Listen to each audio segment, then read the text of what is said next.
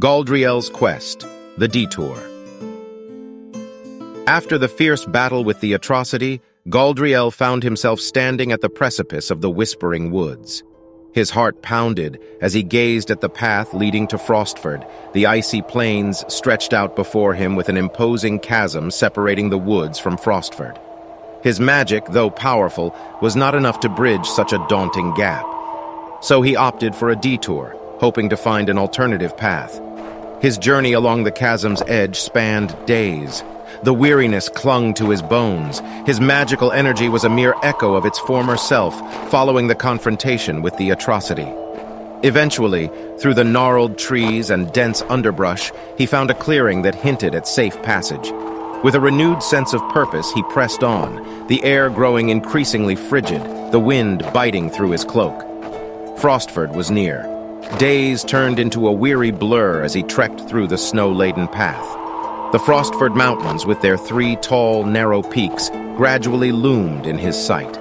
Their identical, imposing forms seemed to touch the heavens. As he neared, a castle of ice and snow, nestled perfectly against the mountainside, became visible. It was a colossal structure, built as if for giants, its grandeur equally awe-inspiring and intimidating. This was his destination. The castle was separated from him by a vast frozen lake, a mirror of ice between him and the base of the central peak. Left with no choice, he steeled himself and stepped onto the icy surface. The ice, solid beneath his feet, creaked under his weight as he ventured across. He was more than halfway across when an ominous cracking reverberated from beneath. The ice trembled, and the sound of splintering echoed across the stillness. Something massive stirred below. Panic seized him, but he was too far from the shore to turn back. His only hope was to reach the castle. Just as he dared to hope, a titanic beast erupted from the ice, showering shards in all directions. "Who dares approach the keep?" it bellowed. "For I am the keeper, guardian of Frostford Keep, and you shall not enter." Galdrielle, summoning his remaining courage, relayed his mission to the beast. "I seek the power of Frostford for the sake of all that is holy." The keeper listened, its penetrating gaze unwavering. When Galdrielle finished, the keeper spoke in a rumbling voice that vibrated the ice beneath them. "Your quest is noble, wizard, yet I cannot allow your passage." Galdrielle pleaded, his voice choked with desperation, but the keeper remained resolute. It then offered him a cryptic message. "I will return you home, but it may not be the home you remember."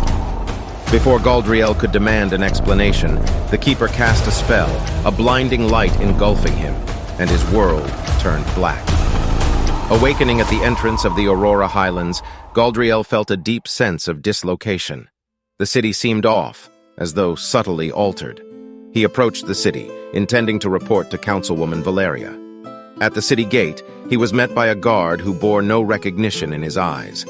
The guard's disbelief was palpable when Galdrielle revealed his identity. Impossible! Galdrielle was declared dead more than a century ago. The guard opened the gate, his gaze darting to a statue at the city's center. Galdrielle followed his gaze, and his heart plummeted. It was a statue of him, the plaque beneath it reading, "In memory of the great wizard Galdrielle." He was home, but it was not the home he remembered. He was a legend, remembered for a greatness he felt he had failed to achieve.